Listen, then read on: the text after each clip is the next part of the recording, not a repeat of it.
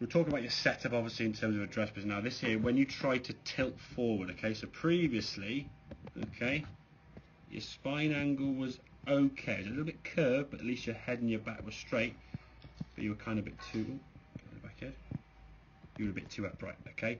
A little bit too far from the golf ball there in terms of gap, and having to rotate now on an angle and try and change things mid-swing.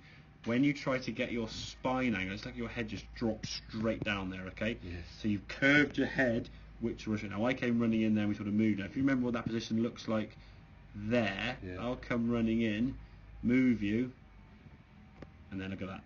Oh my God. And that's the difference, okay? So if we look at those two positions, now you can see, look at the angles we're trying to make from sort of ear to hip, Right. without getting a protractor. That is pretty much a 90-degree angle there that we're trying to create. And then as we swing that golf club, what we're trying to do would be to rotate the shoulders. That's roughly 90 degrees again. Rotate your shoulders. I'm going to move the camera now, you want to move the arrows back. Okay, so there's the club there, so I'll move these arrows back. So your spine there.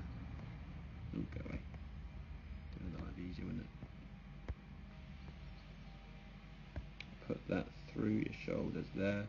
So rotate your shoulders on that cross.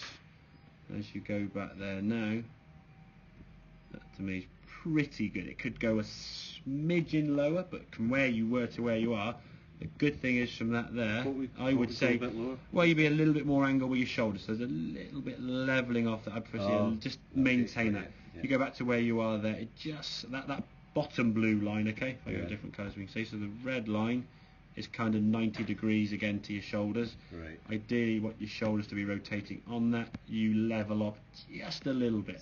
But the good thing is, at least from there, I would say you can see the golf. Whereas this one, as you go back, you're almost looking straight at the camera and your head's gone fully round that way. You can't, and again, it's a longer swing. That for me is a much more compact swing there, more control. Yeah. So when you come back to the golf ball, you can then unwind your shoulders now, coming back into a good posture, club track into the golf ball, lovely angle into the golf ball there, nice and straight to target, and you can then twist your shoulders again on that angle to impact. So we're maintaining a better thing. The one thing I would say, and this is possibly, I don't know whether your club would be able to do this, because when you set up obviously lower, you can see how the toe of the golf club now is going to sit a little bit up. Ideally you want the club to be a little bit flatter, so it may be an issue where you can bend clubs. Whether they can bend them, I don't know, but if the club is a smidgen upright, you're going to be catching the heel of the golf club on the ground, so the club will then start twisting over, and maybe that's where you try to sort of put the club up higher to get it flatter and cause your postural problem. The clubs necessarily aren't quite fitted, because I'm guessing they're just standard clubs, are they? You might need to know, we don't bend them with the machinery stuff, but certain, where'd you get from American Golf or was it online? There's American Golf. American. They might be able to bend them. Might be worth, I don't want to say yes or no for definite, okay, because I don't know what their equipment's like, I don't know. They might be able to bend them, or certainly at least test them on there. Are you striking the middle part of the club at the bottom, or are you striking the heel?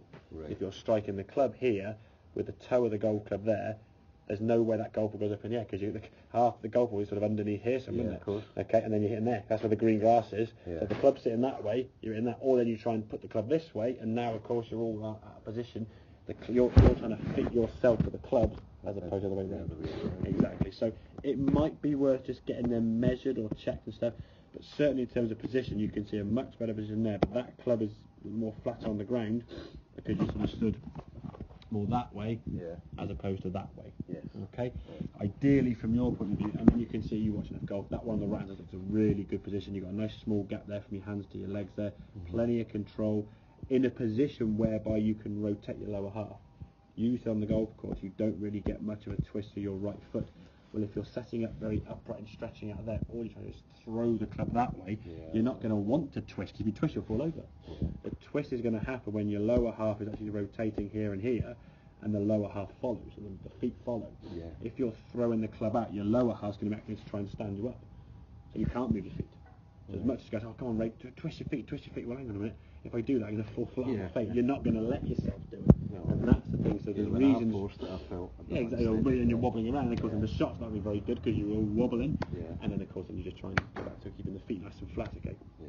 So if we can get a better setup, get those feet a little bit more underneath and a better posture, you haven't got to move. Because again, if your head's moving this way and that way, your balance will be all over the place. If you keep your head nice and stable, at least you can rotate around that angle. So I would practice, as I said, get yourself in your spine angle there. That's roughly 90 degrees as you've got there now. Yeah. And the shaft, what you're trying to do is rotate your shoulders on that red line there at the top, on that angle. If we level off too much, you then got to chuck it over the top or try and get in a position where you can't really get back to the golf ball. So you kind of get yourself what I call stuck, to make it almost impossible to get back to the golf ball. And you're trying to do whatever you can to sort of almost throw the club back for some sort of chance to try and make contact, invariably into pulled left or the unmentionables off to the right there. So does that make sense? That makes a lot of sense. Good.